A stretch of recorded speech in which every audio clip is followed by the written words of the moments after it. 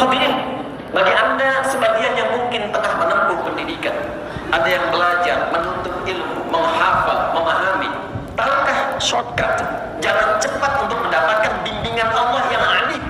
Bukankah kita menyadari Allah Maha mengetahui, pemilik semua bentuk keilmuan? Maka Allah berikan jalan bagi Anda yang ingin shortcut, mendapatkan jalan pintas untuk cepat memahami, sekali dengar langsung ingat, sekali mendengar kalimat langsung paham arahnya kemana, setiap menemukan rumus langsung mengerti bagaimana cara menyusunnya. Maka kerja keras dengan ikhtiar meningkatkan intelektual itu penting, tapi ada jalan cepat yang Allah kehendaki untuk membimbing intelektual itu supaya mantap cepat untuk memahami sesuatu. Penutup di ayat 282 di Quran surah kedua Al-Baqarah dengan tegas Allah sampaikan, wattaqullaha wa yu'allimukumullah. Ketika Anda mampu mendekat kepada Allah dengan takwa, aku bimbing engkau, aku ajarkan padamu untuk mudah memahami apa yang akan kau pelajari. Itulah yang menjadikan para ulama-ulama hebat kita. Kalau saya katakan ulama bukan hanya di bidang keislaman saja, tafsirkah, fiqhkah, hadithkah, usul fiqhkah, aqidahkah. Kita bukan sekedar bicara tentang Imam Abu Hanifah, Imam Malik, Imam Asy-Syafi'i, Imam Ahmad bin Hanbal. Bukan hanya itu. Bukan hanya Al-Ghazali. Bukankah kita mendengar Al-Kindi, Al-Farabi, Ibnu Sina, Al-Khawarizmi, Al-Mubarakutah? Siapa mereka semua? Begawan pengetahuan yang telah melahirkan bukan hanya karya, tapi menjadi pedoman yang sifatnya abadi, bahkan kajian-kajian yang bukan hanya di dunia Islam, bahkan di Barat pun abadi sampai dengan kini. Siapa yang tidak kenal dengan Avicenna, Ibnu Sina itu? Siapa yang tidak paham dengan Ibnu Rushd, Averroes itu? Silahkan Anda cek bagaimana mereka tumbuh di usia-usia menjelang balik, usia 8, 9, 10, sampai 12 tahun. Anda buka biografinya, tidak pernah orang tua mereka memulai mereka berpendidikan dan belajar kecuali didekatkan dengan Allah Subhanahu wa Ta'ala dengan nilai-nilai ketakwaan. Itu yang menjadikan seorang Ibnu Sina belajar kedokteran bisa mendapatkan pemahaman yang cepat, bahkan sebagiannya otodidak dengan mengembangkan nilai dan pengalaman yang telah ia dapatkan sebelumnya. Siapa yang membimbingnya? Wattaqullaha wa yu'allimukumullah. Hadirin, jadi kunci kebahagiaan itu takwa. Kunci kepintaran itu takwa. Kunci berkemajuan itu takwa. Kunci mendapatkan solusi itu takwa. Bahkan kunci mendapatkan rezeki yang membahagiakan itu takwa. Bukan sekedar banyak, tapi berkah. Anda dapat banyak, tidak berkah. Habisnya cepat, tidak dinikmati, menjadi beban. Untuk apa mendapatkan banyak harta kalau tidak bahagia? Tanyakan pada diri Anda. Anda memilih kaya tapi gelisah, atau miskin tapi tenang? Semua pasti akan mengatakan kaya dan tenang. Karena dasar kehidupan yang pertama ketenangan. Mawaddah, harta melimpah, rahmah, kasih sayang, tidak ada faedahnya kalau nggak ada sakinah. Sakinah itu kebahagiaan yang dihasilkan dari ketenangan. Jadi ketika Islam menawarkan solusi, bukan sekedar kuantitas, tapi pun diiringi dengan kualitas yang paripurna. Pertanyaan berikutnya, ya Allah, ya Rasulullah, bagaimana cara kami meningkatkan takwa kepada Allah untuk meraih apa yang dijanjikan tadi? Dan dahsyatnya, sebelum ayat itu kita bacakan, Allah sudah tunjukkan tokoh-tokoh yang sukses mempraktekkan itu, yang bahkan kisahnya melintasi zaman, dibuktikan secara sejarah ada, dilihat napak tilasnya dapat dicari, bahkan bukti sebagian peninggalannya bisa didapati sampai dengan kini.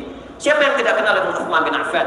Siapa yang tidak tahu dengan Abdurrahman bin Auf? Cek mereka sebelum meningkatkan takwa, dengan setelah mereka meningkatkan takwa, berapa peningkatan aset yang didapatkan. Riset yang pernah kami lakukan, asetnya Abdurrahman bin Auf saja setelah meningkatkan takwa, sebelumnya cuma dengan modal pakaian, masuk Islam meningkatkan takwa, itu kalau dikonversi sekarang setidaknya bernilai 72.000 triliun. Siapa yang tidak paham dengan Abu Hurairah? Siapa yang sebelum masuk Islam? Abdurrahman bin Sa'ad. Siapa beliau? Bagaimana kekuatan pengetahuannya? Setelah masuk Islam, meningkatkan takwa, mulazamah kepada Rasulullah, terjadi peningkatan pengetahuan, kecepatan hafalan, sekali disebutkan langsung paham. Dan manhaj yang diikuti Al-Imam Al-Bukhari yang mendapatkan kemudian anugerah yang serupa. Siapa yang tidak kenal dengan Ali bin Abi Thalib? Orang tahunya hanya ahli bahasa balaghah, paham Quran, paham tafsir. Beliau itu juga pakar di bidang matematika. Silakan cek dalam kitab tafsir misalnya Al-Jawahir di bagian yang terakhir bagaimana beliau pernah menyelesaikan persoalan rumit matematika dengan pendekatan Al-Quran. Hadirin, bagaimana mereka memulai dengan meningkatkan takwa? Maka dijawablah pada segmen yang kedua. Ketika ada seorang insan beriman, ingat kalimat takwa selalu bersanding dengan iman. Artinya yang dikhitab itu imannya. Karena tidak setiap muslim kalau disebutkan ini, kalau imannya tidak merespon dengan baik, tidak akan bisa diikuti. Ini perkara iman. Kalau kita benar-benar meyakini ini semua tanpa ragu dan diikuti, maka jadilah seperti apa yang pernah mereka dapatkan dulu. Takwa pada segmen yang kedua dibagi pada dua dimensi. Ada bagian yang pertama disebut dengan al-mu'adur rabbani, dimensi ilahi, yang sering diistilahkan oleh ulama kita dengan hablum minallah. Jadi kalau kita temukan kata takwa di Quran pertama, kita akan dapati ternyata implementasinya adalah membangun konektivitas yang baik dengan Allah. Yang punya ilmu siapa? Allah. Yang punya harta siapa? Allah. Yang punya solusi siapa? Allah. Yang punya samara siapa? Allah. Anda menuntut sakinah, Anda jauh dari Allah, wajarkah mendapatkan itu? Anda ingin rezeki, Anda tahu Allah Ar-Razzaq sang pemberi, tapi Anda jauh dari Allah, bagaimana bisa mendapatkannya? Anda menginginkan pengetahuan, Anda paham yang punya ilmu itu Allah, tapi Anda menjauh dari Allah, bagaimana bisa mendapatinya? Maka ketika kalimat takwa dihadirkan dalam Al-Quran, implementasi pertama adalah bagaimana membangun koneksi dengan Allah yang kuat, sehingga dengan kekuatan konektivitas itu kita mendapatkan akses yang tidak didapatkan oleh semua hamba atau umumnya yang lain. Quran surah kedua Al-Baqarah di ayat kedua sampai yang kelima, kalimat takwa pertama disebutkan dalam Al-Quran dilekatkan pada pemiliknya. Dzalikal kitabu la raiba fihi hudan lil muttaqin. Al-Quran jangan diragukan semua isinya. Dia akan memberi petunjuk pada orang takwa. Dan adilnya Allah menjadikan takwa pertama membuka Quran dengan bentuk jamaah. Tunggalnya taqi, jamaahnya muttaqin. Siapa orang takwa yang disebutkan di sini? Perhatikan ayat 3 dan seterusnya. Alladzina yu'minuna bil ghaibi wa yuqimuna shalah wa mimma razaqnahum yunfiqun. Walladzina yu'minuna bima unzila ilaika wa ma unzila min qablika wabil akhirati hum yuqinun. Perhatikan hasilnya.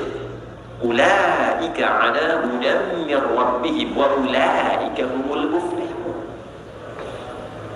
Siapa orang takwa yang dimaksudkan di ayat ini? Dimensi pertama adalah orang-orang yang ingin membuktikan keimanannya kepada Allah lalu mengoneksikan dirinya dengan Allah. Wa yuqimuna shalah. Pertama, ia bangun konektivitas dengan salat.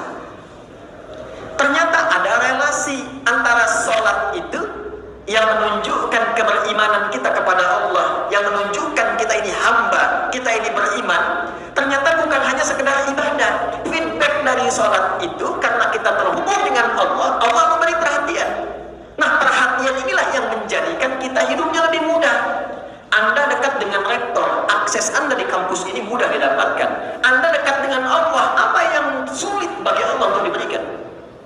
Itulah sebabnya ketika kita menunaikan sholat pertama kali, yang diminta oleh Allah adalah Anda punya masalah apa, ingin minta apa, kalau benar sholatnya sampai dengan ini, aku berikan apapun yang kau minta sesuai dengan kebutuhan. Itulah sebabnya di Al-Baqarah ayat 45, ketika kita diminta sholat, kalimatnya jelas, wasta'inu bis-sabri was-shalah. Jika Anda punya persoalan dalam kehidupan yang ingin diselesaikan, terima dulu dengan sabar, lalu tunaikan sholat, mintalah kepada Allah lewat sholat. Kalau masih belum yakin, imannya ditanya, maka muncul kembali di Al-Baqarah ayat 153. Ya ayyuhalladzina amanu sta'inu bis-sabri was-shalah. Hei, kamu ini punya iman apa enggak? Yakin apa enggak dengan Allah? Kata Allah, kalau kamu punya masalah, aku memberi solusinya. Bagaimana mintanya? Tunaikan sholat. Saat itulah kita mengatakan firman Allahnya, perintahnya wasta'inu, bila ingin dirubah pada bentuk permintaan, maka dirubah katanya menjadi nasta'inu. Itu yang menjadikan kita berkata setiap berdiri dalam sholat, iyyaka na'budu wa iyyaka nasta'in. Saat benar sholat yang kita tunaikan sampai detik itu, perhatikan hadis qudsinya dari sahabat Abu Hurairah radhiyallahu ta'ala anhu. Qasamtu sholataini wa baina 'abdi ila nisfaini. Dalam hadis qudsi kata Allah Subhanahu wa ta'ala, aku bagi segmen sholat pada dua bagian. Ada kewajiban hambaku untukku, ada kewajibanku untuk hambaku. Jika benar hambaku menunaikan sholat pada detik itu, aku kabulkan apapun yang ia minta selama itu menjadi kebutuhannya. Idza qala al-'abdu alhamdulillahi rabbil alamin, jika hambaku berkata alhamdulillahi rabbil alamin, qala Allah azza wa jalla hamadani 'abdi.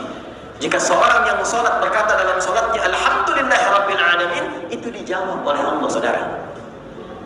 Kita sedang menghadap, dijawab oleh Allah. Karena itu kita belajar bacaan yang benar supaya enggak malu menghadap pimpinan di tata-tata kalimat, menghadap Allah kok bacaan berantakan. Tapi mintanya banyak. Itu sebab yang menjadikan kita terlatih pakai pakaian yang bagus, menghadap, minta, dijawab. Hambaku sedang memujiku. Idza qala al-'abdu ar-rahman ar-rahim, qala Allah azza wa jalla asna 'alayya 'abdi. Jika hambaku berkata ar-rahman ar-rahim, aku jawab kata Allah, hambaku sedang menyanjungku. Wa idza qala al-'abdu maliki yaumiddin, kalau hambaku berkata maliki yaumiddin, qala Allah azza wa jalla majjadani 'abdi. Allah menjawab, hambaku sedang mengagungkanku. Perhatikan. Wa idza qala al-'abdu iyyaka na'budu wa iyyaka nasta'in. Kalau hambaku berkata, ya Allah, aku beriman dan aku buktikan keberimananku kepadamu dengan menyembahmu saat ini, dan aku sedang punya masalah dan kau maha tahu dengan masalahku, aku mohon solusi darimu. Dijawablah qala Allah azza wa jalla, Allah menjawab, hadza baini wa baina 'abdi wa li 'abdi ma sa'al. Ini perjanjianku dengan hambaku, kalau hambaku benar salatnya sampai detik kalimat itu, aku kabulkan apapun yang ia butuhkan. Ini yang menjadikan semua nabi dan rasul itu mereka pun sholat. Kalau sedang ada hajat mereka sholat. Nabi Zakaria itu divonis fisiknya sudah sepuh, letih, rambut memutih. Istri divonis secara medis monofus dan maaf mandul. Secara medis nggak mungkin, secara klinis mustahil. Apa yang beliau lakukan? Bangun menunaikan sholat. Quran surah ketiga Ali Imran ayat 38 sampai 39. Saat berdiri dalam sholat itulah minta kepada Allah. Hunalika da'a Zakaria rabbah qala rabbi habli min ladunka dzurriyyatan thayyibah innaka sami'ud du'a. Beliau berkata, ya Allah, semua memvonis aku tak mungkin punya keturunan, maka aku abaikan mereka, aku mohon padamu yang tidak punya pernah batas dalam pemberian. Kalau ada orang mengatakan kepada anda mustahil kamu dapat itu, gak akan bisa begitu, itu tanda pertama dari Allah. Abaikan semua pandangan itu, beralihlah kepada Allah, karena Allah ingin memberi tanpa campur tangan hambanya. Maka apa jawabannya? Fanadatul malaikatu huwa qa'imun yusalli fil mihrab. Dijawab turun malaikat, engkau akan punya keturunan, namanya langsung dari Allah, Yahya, yang mustahil menurut manusia. Ada bayi yang lahir dari rahim perempuan yang menepus dan manggil hidup, kata Allah tidak ada yang mustahil, jadi dan hidup dia. Kapan terjadi? Qa'imun yusalli fil mihrab, sedang sholat. Ini yang menjadikan Nabi Musa sholat, Quran surah ke-20 ayat 14. Itu yang menjadikan Nabi Isa sholat, Quran surah 19 ayat 31 sampai 33. Itu yang menjadikan Nabi Ismail memerintahkan semua keluarganya sholat. Wa kana ya'muru ahlahu bis sholat, Quran surah ke-19 ayat 55. Semua Nabi Rasul sholat. Al-Kindi, Al-Farabi, Al-Ghazali, Ibnu Sina, Al-Khawarizmi, Ibnu Rushd. Apa yang mereka lakukan? Orang tuanya itu cuma ngasih dua. Dari sejak kecil sholatnya benar, hafal Quran, baca Quran. Riset membuktikan, seorang peneliti dokter berketurunan Maroko, tinggal di London saat itu di Inggris, meneliti orang yang mampu hafal Quran dengan cara yang benar, maka meningkat kecerdasannya 3 kali lipat dari orang biasa. Sekarang di Sydney, kalau ada sekolah Islam tidak ada program Qurannya, itu sekolahnya nggak laku. Di Amerika sekarang itu rata-rata orang Islam sekarang mengejar untuk bisa menghafal Quran. Sekarang mereka berlomba menciptakan hafiz muda. Dan mereka belajar dari sejarah sebelumnya. Silahkan cek bagaimana Ibnu Sina bangun malam menemukan ide-ide brilian. Siapa itu Ibnu Rushd? Siapa itu Al-Khawarizmi? Siapa Jabir bin Hayyan yang menemukan atom dari sudut pandang besi, Fermi? Bahkan saat mengkaji surat Al-Hadid. Siapa itu Ibnu Firnas yang mendapatkan inspirasi dari surat Al-Mulk, kemudian membuat prototipe pesawat terbang? Kita butuh orang-orang seperti mereka di era ini. Anda pengen lulus, IPK pengen paling bagus, sholat masih terlambat, tahajud gak pernah bangun, baca Quran bahkan belum bisa punya waktu, pengen tingkat paling tinggi dan pengen dikabul oleh Allah. Di mana logikanya? Dan Anda mengaku beriman, pengen masalah selesai tapi jauh dari Allah, pengen rezeki dimudahkan tapi jauh dari Allah. Ayat ada, contoh jelas di hadapan mata, kisah diperdengarkan, belum yakin juga, dengan cara apa lagi diberikan keyakinan? Itulah sebabnya tiap pekan kita dipanggil dalam Jumat. Cek takwamu. Mungkin kesulitannya bukan karena belum pintar, belum takwa. Mungkin dengan Allah ada yang belum selesai urusannya. Ini yang menjadikan tiap pekan kita datang untuk menghadap kepada Allah dan mengingatkan dan mengevaluasi selama sepekan. Mungkin ini yang belum selesai, yang butuh untuk direnungkan dalam Jumat itu.